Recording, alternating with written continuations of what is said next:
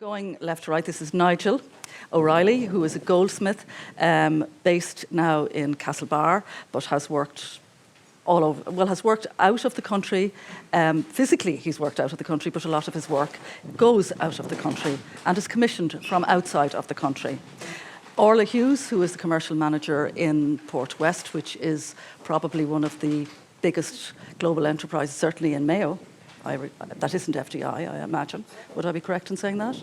And Saoirse McHugh, who's an environmental scientist, activist, and is from Achill. Well, actually, yes, from Achill, but not from Achill in another way. Yeah, no, Yeah. from Achill, I think. Yeah. You were born in... I was born in a place called Murfreesboro in southern Illinois, which no one has ever heard of. Because Mum and Dad were over in college in Carbondale. But Dad is from Achill and he wanted to go to California, but Mum wanted to come home, so the compromise was Achill. Although I think she kind of wanted to come home to like Wicklow or like Glengariff or somewhere like that. But we ended up in Achill across the road from Granny. So I thought the first question I'd ask you all was, because I think identification with a home place as opposed to just your family home comes from your family and the narrative that your family has about the place that you're from. So I know I have already said this to you, Nigel, so I know what you're going to say, but I haven't asked those two the same question. When did you know that you were from Mayo, that you were actually a Mayo person, as opposed to just Nigel O'Reilly? Again, I told you, it was probably 1989 when Mayo bet Tyrone in the semi-final to get to the All-Ireland final. Yeah, before that, you were just growing up, and you were, like, I was only 8 at the time, so you didn't care, or no, your world was the surrounding area and the people you met. But when I seen the reaction that had in the county and what it meant, not just to my older brothers, but to my father, it was a real emotional thing, and it still is. It's still going on. Like I suppose your county football team is something you do hold on to. It's a huge part of your identity. But that was the first time I ever knew there was a difference between from Mayo and Ireland, really. And then, of course, Mayo has a very particular county football team story. It does. Attaching to it. It does, yeah. Well, like. And were you aware of that as well? That it was a kind of always the bridesmaid, never the bride kind of a situation. No, but the thing that sticks out to me, I was only 8, and Mayo didn't win that year, unfortunately, and the whole thing at the time was that they were going to win the Sam Maguire and fly it back into Knock, because Knock Airport had just opened up. So that was the songs going on Midwest over and over again. But they didn't win, but still thousands and thousands of people came to welcome them back into the airport. And to me, that still stuck with me, because it was freezing cold, and Knock is a cold, bitter place anyway. But there was like thousands and thousands of people there, and I knew that there was something different about it, and I knew that it was important to be proud of people that represent you abroad. And not just like abroad, to me that was Dublin, that was abroad, do you know? But yeah, that really has stuck with me. And there's a picture of me and my 2 older brothers freezing to death holding a can of Fanta. And yeah, that's the first time. And I suppose since then there's something different about it, been important to be from Mayo. And Orla, I know that the Hughes family has an actual written down history, because your father wrote it about the I suppose the origins of the company, but there's so much more to it than that, in fact.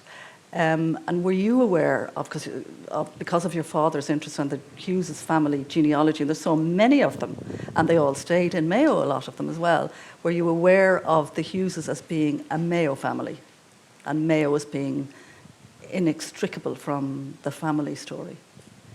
Well, I think growing up, particularly about our family, I knew that we were a big Westport family.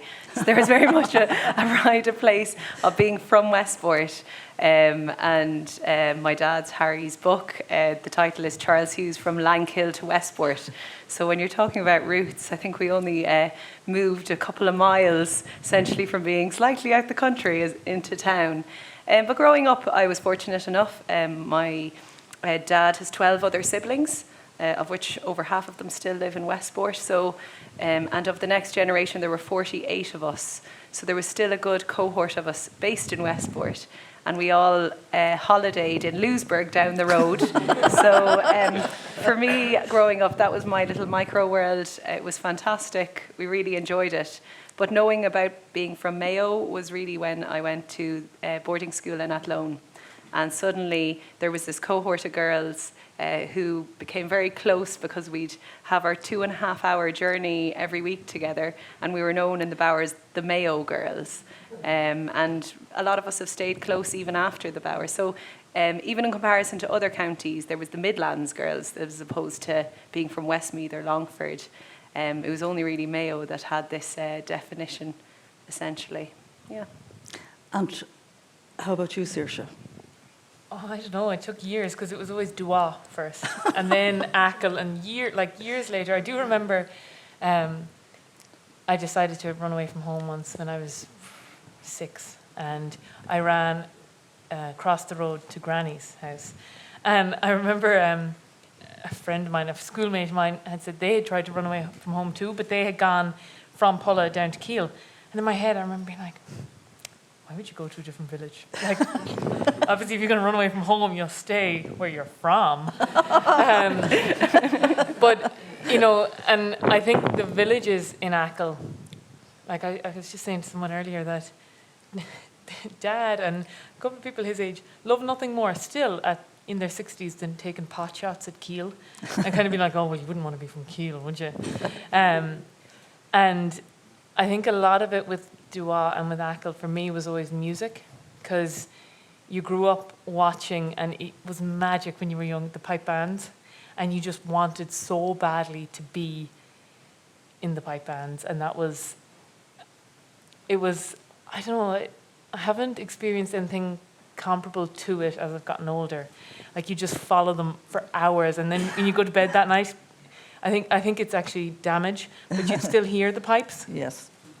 And so for years it was always I was, you know, from Dua and then from Achill. And then only leaving Mayo did it become, you know, something I would say, oh yeah, I'm from Mayo, because, and even still I'm like, but I'm from Achill first. Yes. You know, that kind of way.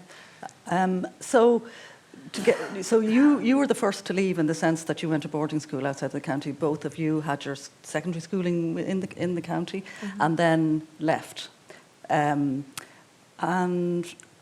the experience of being out of home and away from home, initially for educational or training reasons, what kind of experience was that, say, for you, Nigel? I know that you have an interesting journey into your current profession, which is that you speak of yourself. I don't really want to say this because you say you're not trained, whereas that's clearly not the case. But just explain how it came about. I wonder how long have you got here. Well, I'm severely dyslexic, so school was never really, it wasn't that awful. Like, I don't have these horror stories, let's say, like my father had. But it was always difficult, and I remember people are saying college, you have to go to college. And I didn't want to go to college. Primarily, they wouldn't let me into many of them. But I just didn't want to be doing something just for the sake of it. I wanted to be doing either learning a skill. And I was always good with my hands, so I got an apprenticeship as a precision engineer, toolmaker, and I was in Galway. And I was working at that for 5 years, and basically to impress my wife, well, she was my girlfriend at the time, I made up a ring for her. And she said, these are really cool, you should go into it. So I looked it up and found a course in Kilkenny. So that was my first forte into that.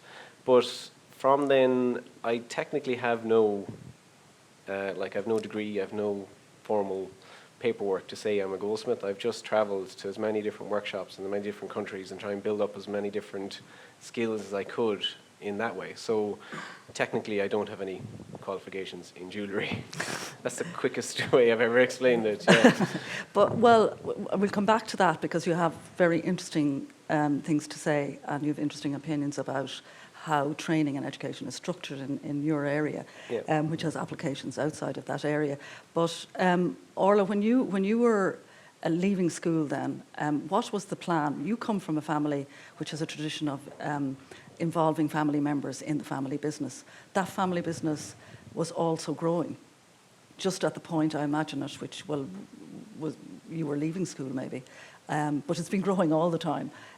Was there an expectation? Did you feel obliged to work or to want to work in the family business? Was there any expectation that you would? Did you choose a career that would be compatible with the family business? How did you go on to third level? With what in mind, if anything? Yeah, I think the main thing within the family, and this stems from a number of generations, is education. That's first and foremost. And it's an education that suits you and your abilities, and essentially looking to do a job and going down a career path that you would like to do. So there was never any obligation. There was never even talk of coming into the family business when I was doing the Leaving Cert. And to be honest, I think everyone who has done the Leaving Cert, the only thought you have at the time is, can I get the points to get into college? You're not even thinking that far down the road. So I was fortunate enough that I followed commerce, and I actually wanted to go in to do accountancy. And after 1 year, I realised actually that's the last thing I want to do. But I also did German, and I'm part of a generation that started my college education as the crisis hit. So by the time I'd finished my degree, there were still no jobs for graduates, or very few in Ireland, and it was mass immigration to the States, to Australia. But luckily, because I'd done a European language, I only hopped over the river over to mainland Europe and essentially worked for the Irish government, Enterprise Ireland, for a number of years, and then on to the chemical industry. But it was only really while I was working in the chemical industry that even the idea of working for Portwest really came up. My dad would come out once a year because the sales conference for the European team was based in Dusseldorf, so I joined for the dinner. And just speaking with the different sales managers and their passion for the company and the products that they sell, it's quite a technical sale because they are safety products to protect people in the workplace. And just the passion they had for the company and just seeing it develop. And each year I'd come out, there'd be more people at the dinner table, and the dinner table was getting bigger and larger and larger. And it just seemed like an exciting place to work. At the time, living in Germany, I was very happy there. It was a great environment. But looking back at home, of course, there was the feeling of missing out every once in a while when you'd hear occasions happening within the family and you're not in the country to just hop in the car to join them for the celebration or that sort of thing. So that would be, I guess, the biggest factor when it was thinking and the discussion came up about moving into the business. But when it was at Leaving Cert, there was never really the obligation. The number one was education within our family, really. And then the opportunity to work in Portwest came up. And was the draw to back home? Was it to come back? Or was it to take the job? Or could you disentangle them? I think it was a good opportunity for my working life and my career, but I do believe I could have had that same career abroad. So it really was looking at coming home. I'm fortunate enough that some of my siblings have moved home as well as some of my cousins. And they've all been educated or abroad. Yeah, exactly. Yeah. So my sister was in Manchester, and she actually did a degree in textiles purchasing, and she's qualified in that area. And she came back. My brother did finance. He was over in the UK as well, and my cousin went all the way to the Philippines, and he was in a financial startup out there. But we've all come back. After a number of years' experience, we're all the better for it. I think the most daunting thing, though, about moving home for many people that go abroad is when you tend to go abroad, you tend to go and move into a large city as opposed to out the country. And you get used to this fast-paced city life. You know, you've everything at your front door. And I guess, you know, you remember Mayo and it's this beautiful county, but it's small towns, it's small villages. You know, you don't have huge shopping centres in every town. You know, the friends that you have, you're leaving and you're going home to a place where you haven't been in decades. So that's the daunting view when you're looking from afar. But actually, when you move home, the people in Mayo, and I'm sure it's across Ireland as well, but the friendliness and the openness, everyone is that I've met and I've dealt with, you know, they're looking out for your best interest. And of course, having family there is number one. Having them around you, you can't beat it. It is really nice, even just popping over for a cup of tea to my uncle, or coming home for lunch to my parents. This is something that I wouldn't have had And abroad. that you would have missed. Oh, yeah, absolutely. Always. And probably more so. And Saoirse, you didn't work outside the country, but you did do a master's outside the country, correct? And that, I presume you went there specifically to do that particular master's. Just tell me what your plan was, because your basic degree is a science degree. Yeah, well, I did And you work went to outside UCD. the country, but never a career. It was always, I'll do 6 months and then I kind of go, oh no, I have to go home now. So initially I left and I went to Texas, and I was working for 6 months there, and I was like, oh, I have to leave now. And what did you do there? I was working in the Houston SPCA doing, so we'd get in horses that were seized and we'd have to refeed them, and then we'd have to figure out how much the horse knew. So you were constantly being thrown off horses because you're like, oh, I'll just put a saddle on this horse, it'll be fine. You get up and off again to see, because you had to, obviously, if you're adopting them out, you had to tell people what kind of, you know, if they were trained or not. And so then I went to Mexico, and I worked there for about 8 months on and off at different, usually on agricultural projects. But then I came home and decided I had to know more. So I went to Lancaster and I did a master's in sustainable agriculture and food security. And like that, I loved it. And I kept wondering myself, you know, why wouldn't I stay in a place like Lancaster? It's a lovely little town, and it's just small enough. It's kind of like a less packed Galway. But it's like it was never constantly, I was like, oh yeah, but I'll go home. And then for years, so then you come home, this is what always happens to me, I'll come back to Achill and you'll work for 3 or 4 months. But so much of it is tourist-based. So then you kind of end up stuck in this catch-22, because you're like, well, I don't want to just serve coffee for 3 months of the year or make beds. So I got into a routine for 4 or 5 years of working in Alaska for the summer and coming back to Achill then for the winter, and maybe, you know, then I'd leave again, because it's like I'm constantly stuck in between Achill and leaving. And I'm always... And is that where you are now in your life? Yeah. Yeah, it's this, as soon as I'm away, I'm like, oh no, I have to go home, because it's like there's nowhere else I'd want to make a life or put effort into. Or I always think, you know, so many people my age leave Achill and aren't there, which makes it easier to leave myself. Of course. But I'm like, but if I stay, you know, then there are a few other, and especially couples my age who, you know, are moving back now. Yeah. And I think I should, you know, we should stay and we can start building on something. But otherwise you just end up kind of fragmented, and everyone, you know, drives up to Westport or Castlebar to work. And you get kind of... So what always happens is I'll go to Galway or Dublin and I'm like, oh my God, everyone's so young and beautiful. Like, look at these people. And you go in your good clothes and you realise how scruffy you are. And you're like, oh God, maybe I'll buy something new. But it's this constant, you know, then I'm in Achill and I'm like, oh, I'd love to be where it's busy and where it's young and where starting things isn't so hard.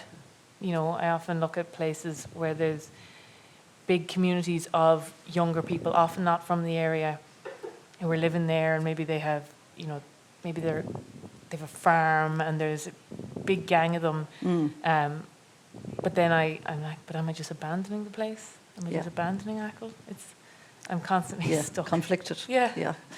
You'll have to bring people down there, I think, is the solution to that. Nigel, how about you? Do you require a cohort of your own generation to be around you for your life, for your community, for your work, for your family?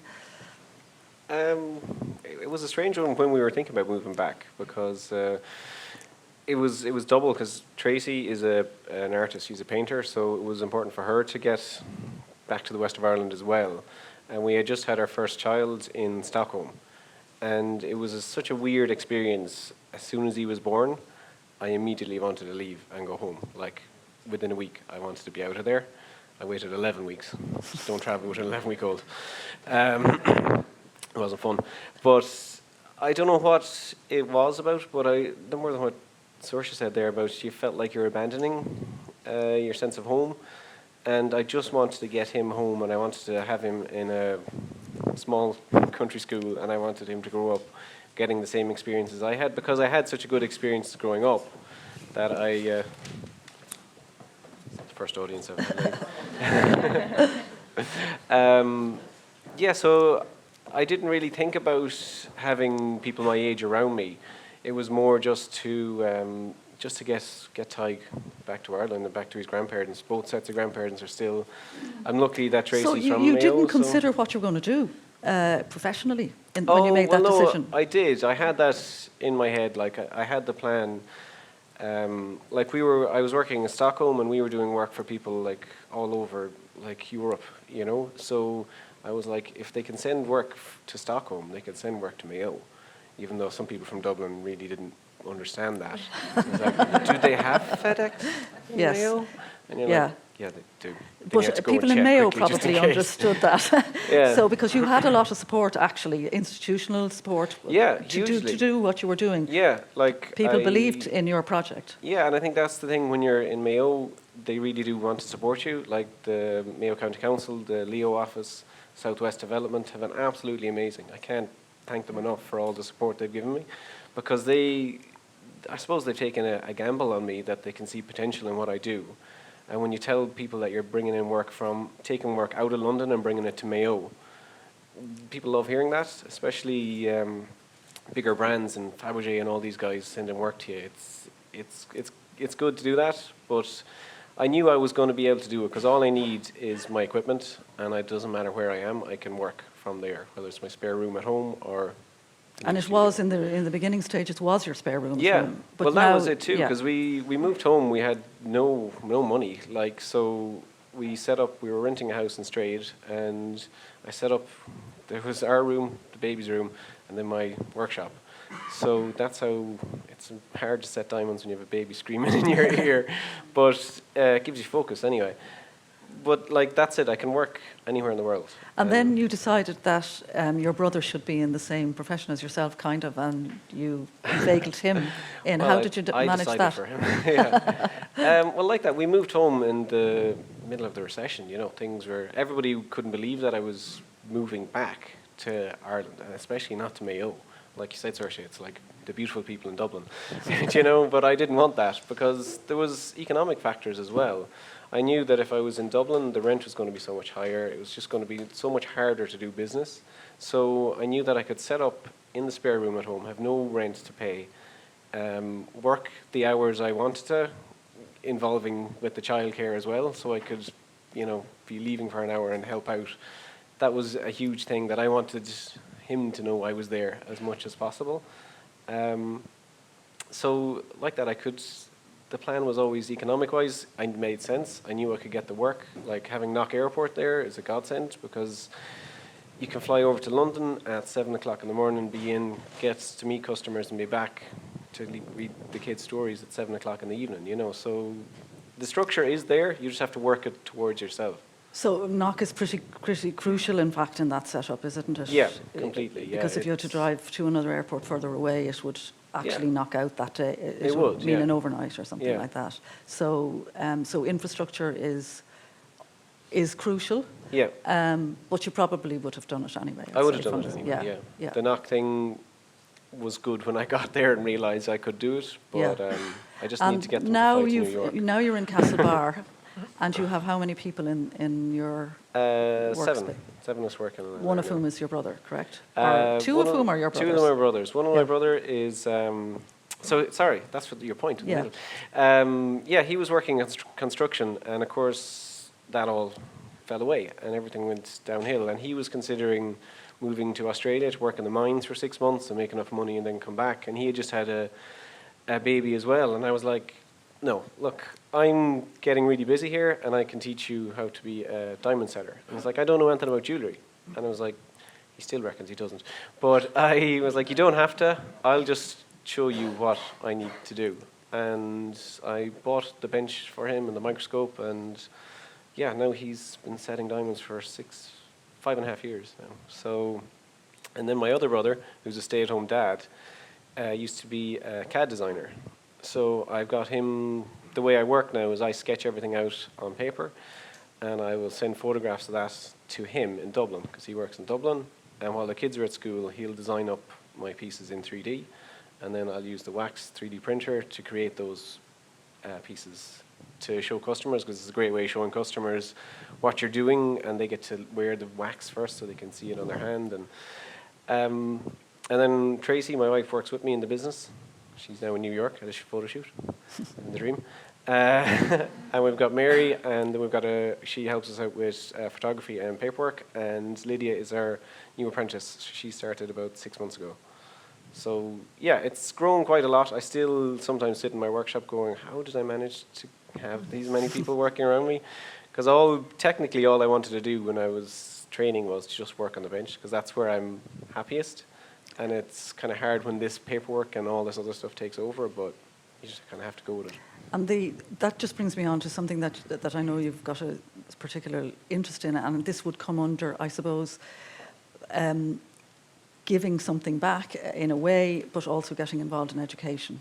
And you have an apprentice, but the one jewellery design course that you did do was based on an apprenticeship system, isn't that correct? Yeah, completely. And the teacher on that course was an advocate of what's called the German apprenticeship system. And would you benefited from that, Completely, really? yeah. Because that led you to have a master or whatever. Yeah, well, the old apprenticeship system, especially in Germany and even here, you had a master Goldsmith. So you worked for him from the bottom, like it was at least, it was 5-year apprenticeship, and then you spent 2 years as a traveling craftsman. So you go to different workshops all over Europe. So the system that Jane had set up, Jane Houston, was completely apprenticeship based. And that's why I loved that course in Kilkenny, because it wasn't about design, it wasn't about theory, it was just all about sitting on the bench. Because the way I see goldsmithing is, it's a trade. You have to learn how to make things before you can learn how to design things. I think that's where the art colleges are losing out, because it's much harder to have a student sitting there cutting a piece of metal for 8 hours, as opposed to having them talk about theory and where are you going with this piece. And like, I don't believe that. I believe you're making a piece, it's either right or it's wrong. If it's this size, it's wrong. If it's not made properly, it's wrong. And that was ingrained in me from my apprenticeship days, because it was vascular surgery pieces you're working on. So if you mess it up, somebody dies, basically. So I took that to the course, and I absolutely loved it. I was obsessed with it. When I walked into and started working on the benches, you have to imagine what it was like for me to be in an educational situation where I was actually good at it. And then when I realized that I had a flair for it and could do it, I just wanted to be the best at it. And that's why I sought out masters, and I met, through Jane, I met Erwin Springbrom, who is more like ourselves. He moved from Switzerland to Roscommon to set up his own farm and be completely sustainable. And when I met him, he got on the bus, all 12 of us were there, all students, and he got on the bus and just said, "Welcome, colleagues." And it still sticks with me and still makes me a little bit teary thinking about it, because this was this master goldsmith. He looked like Gandalf, basically, had walked onto the bus, you know, and he called us all colleagues. And I was just like, I'm part of something bigger. And I became obsessed with his work, and every time I had a chance, I was driving down to French Park, and I'd stay over there for the weekends, and we'd spend a lot of time just talking about his theory on how you should be trained. And he said to me, it's like, I'll train you, Nigel, and I'll give you every bit of knowledge I have. It's like, but you have to pass this on to somebody else because it's not been done. It's not been passed on. The techniques, some techniques are literally just dying out with the people. And it's like, if you're not going to pass this on, who is? So that is stuck in my head, and was the same with Rudolph Helsel in Kilkenny, who was a huge support.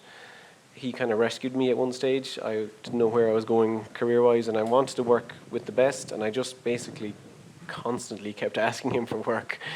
And he took me on. Under that, his son, Christopher, said to me, he's like, Rudolph said to me, we're going to take you on because he feels you'll train other people.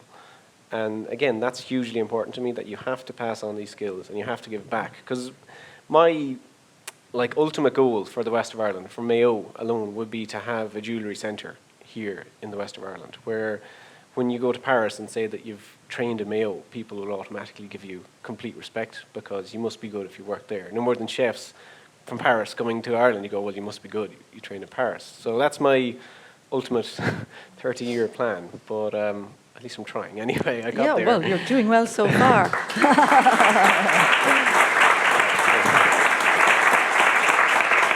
I was expecting around the clock. By coincidence, Orla got engaged recently. And is wearing one of Nigel's rings, in fact. Yeah. So, but It'd be awkward now if that wasn't. indeed.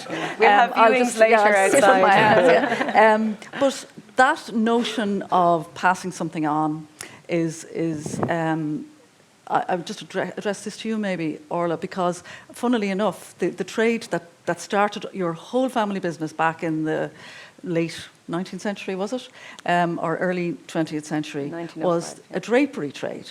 Mm-hmm. Also an apprenticeship system where somebody went and apprenticed themselves to a draper and then either stayed on there if it was a big enough concern or went on and did their own thing. And that combined with this idea that you pass things on, that you're not just one person, that you're not a sole operator. Do you think that is, I mean, I know we're in Mayo and small rural communities and rural towns are very much based on community. Mm-hmm. Do you think that is still something that animates the policies and the directions, the educational outlooks of people who run companies or businesses in rural Ireland, in Mayo in particular, and Westport in particular? Absolutely. I guess I can only speak from my own experience, and very much in the running of the company, our company mission is based on the values that the founder of the company had, Charles Hughes, who was my great-granduncle. And in fact, when he founded the business, apprenticeships in draperies were the key to the west of Ireland. Textile was a huge industry around here. Even just down the road, you still have Foxford Woolen Mills, and there's a number of textile companies in Westport still alive today, but there would have been even more at the time. And in actual fact, my grandfather was the youngest of 13 children, which meant that he had 12 others in competition for the farm, inheriting the farm ahead of him. So he decided to become an apprentice, and he actually physically moved in and lived with his uncle, and essentially the values were instilled in him in this, and this was passed on then to my father and my uncles, and also as well that carried through my two other uncles of mine work in Carrickdon. So that apprenticeship system, the values that it brings, but the heritage of companies is massively important. And I don't think it's just for our company. I'm sure it's for many successful companies. You're only as good as what was given to you beforehand. So these values that we have in our company, it's to be the best workwear company in the world through fantastic service, great value, innovative products, all delivered with smile, passion and belief. And this came from a man over 115 years ago, and it still is with us today. And the whole company know this. We employ over 4,000 people worldwide, and this is the message that's shared among them, and these are the values that we share. So very much so, even though apprenticeship in Westport, we don't do it today because we're not manufacturing there. We do apprenticeships, though, out in our factories. So there is a training centre, and they learn the machinery, they learn the techniques in how to manufacture a garment. So it's massively important for a company, maybe not in the west of Ireland, but for sure in the grand scheme of things. But the values that an apprentice system brings has not been lost. And I think the hard work that's involved and the skill sets that are involved is important today as they were 115 years ago for us, for sure. And for you, Saoirse, the idea that that you might be abandoning Achill in some way, in that contains in it a sense that you've something to give to Achill, not just your lovely presence in my Achill. sparkling wit, yeah. So, do you think that is something that you got growing up as well? That and of course historically there was a sense that emigrants were in a sense abandoning the country, particularly the ones that never came back or disappeared into their lives in other countries. But how do you see do you see that that's an important part of living in Mayo for you? I think this idea of always having to go back to Achill is practically genetic at this stage, because like that, it has been a community that for centuries, like Granny was 12 when she started going picking potatoes in Scotland, and people always and forever left to come back and left to come back and then left, and just one year never did come back, but had never put down roots anywhere else. And there is this constant, I think, feeling, and maybe I've totally invented this and other people in Achill don't see it at all, but that one day, we'll come back and settle down and really start building something, because it has forever been, waiting for remittances or working away and deciding you're going to come back yourself, or, waiting for tourists, and you're just like, I'll just save this much money and then we'll start something. And it's always like we're an island, and it has benefits in some ways. We're an island always looking outwards, kind of waiting in a way. But what I feel and what I've kind of been, my thoughts have been circling this for a few years now, is that we're, much like myself, I think Achill as a community is stuck between what we were and what we could be. And I think it's, for me, what I feel like is we need to look back in certain ways in order to move forwards and say, right, where is our wealth? Because why did everyone always say, well, we're going to go back to Achill? Because it was extreme poverty. And I think what that was because people said, well, it's, it is home, it's my community. And so then what we will have to do, and the Community Futures Group started there a few years ago, and it's like things are just starting to get into motion in terms of, right, what is Achill going to be going forward? Because I think it could be amazing. I think we could produce a lot of our own food.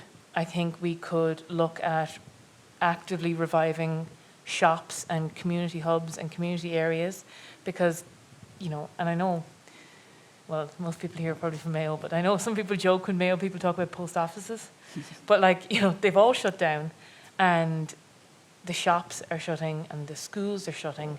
And unless we as communities, I think, start, in the best sense possible, looking inwards and saying, right, what can we build under ourselves here in order that we can stay, then we're not going to break the cycle of people having to leave and having to come back. And so what I would love to do, when I'm feeling brave enough to do it, is to start growing. That would be my particular passion.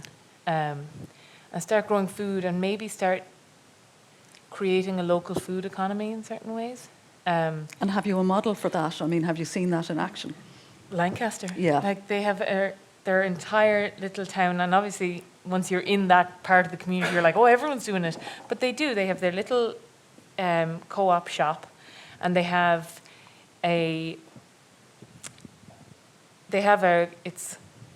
it's golf, growing our local food economy. They have their little organisation set up, and the Quakers are great over there, and they have, you know, big potato days every year where you bring in and you exchange your seed potatoes and all of this. But even within Achill, there's an example, like back in the 80s, there was a group, and they had a little pamphlet that was Boss No Baha, and it was talking about starting up the co-op down there that we have still as a co-op, but growing food in it and starting to produce wealth locally again. Interesting about that, they were over at a dance hall in England, this is an aside, handing out this leaflet, this Boss No Baha leaflet, and the priest had them kicked out for distributing seditious material. I'd love the kind of the status of being kicked out for giving out seditious material, but so like we have that precedent in Achill itself. I think it is just quite scary, and I have the freedom, I don't have kids, that I can maybe live with less expenses than a lot of people, and I have so much more flexibility. So what is a good home for you then in Mayo? What constitutes? I mean, is it a job? Is it a regular salary? Is it regular income? Is it a project? Is it? It would be culture? a project. Yeah.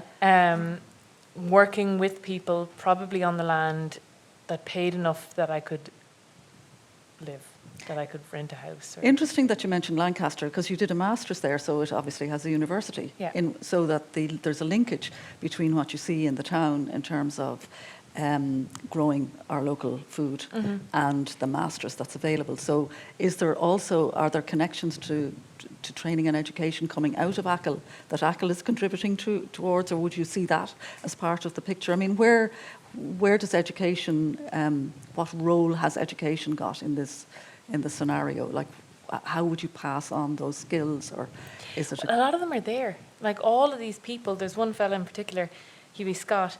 He used to work in market gardens over in England, like these huge gardens that, down in East Anglia or wherever. And so much of that education is there. And so the way I can see it is, and now this is obviously just looking at it in terms of agriculture, is finding a format whereby that education can be passed on. And like one group, there has been a group started up, but it was only, I think, for 6 nights during the winter, talking about seeding and stuff.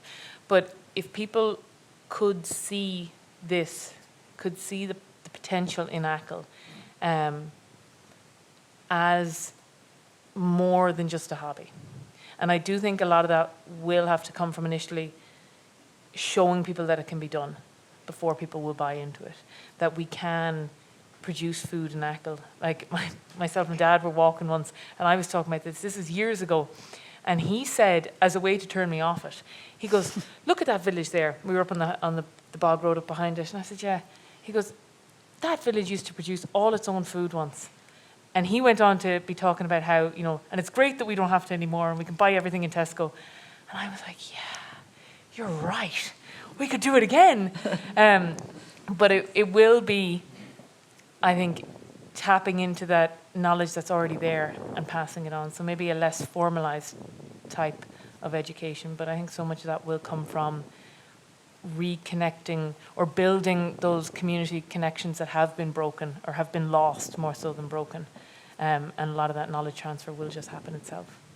But so it looks like that the dynamic would be that it is good to go away, and it is very, very good to go away to learn something, as opposed to have to go away to make just to keep yourself alive. But the trick is to come back and to want to come back. Do you think that Orla, I was speaking to you about this, that there are people who would love to come back and for some reason cannot come back?